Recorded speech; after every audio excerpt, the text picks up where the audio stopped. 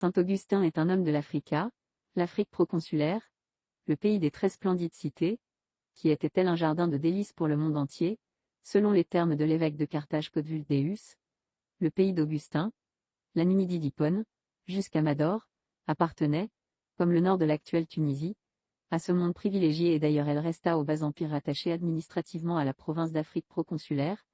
Durant son épiscopat, Augustin emprunte très souvent les routes qui menaient vers Carthage où il se rendait pour un concile ou des prédications.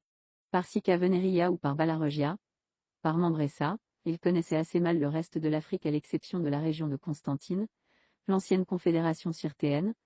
On ne connaît avec certitude qu'un seul voyage qu'il fit en Numidie du Sud vers 421, sur le Lim, à Tubune, Tobna, et un autre dans la lointaine Césarée de Maurétanie, où il dut régler un conflit ecclésiastique complexe. Son univers habituel était le nord-est de l'actuel Maghreb, soit la région la plus profondément romanisée. Cependant, il constatait que dans sa Numidie d'Hippone, les paysans parlaient la punica lingua, dans laquelle il faut bien reconnaître le néo-punique. Remarquons simplement que jamais Augustin ne qualifie ces paysans punicophones de barbares, comme l'a écrit très justement Serge Lancel. Augustin reconnaissait la langue punique en tant que vecteur principal d'une identité, sinon d'une conscience, africaine. On peut donc dire qu'il existait chez Augustin une vive conscience de son africanité. Toutefois, cet état d'esprit ne l'amena pas à mettre en cause son adhésion à la communis patria romaine. Il était un romano-africain, et l'on doit constater que, pour lui, l'Afrique était romano-punique, mais il connaissait fort mal l'autre Afrique, l'Afrique libyque, c'est-à-dire paléo-berbère.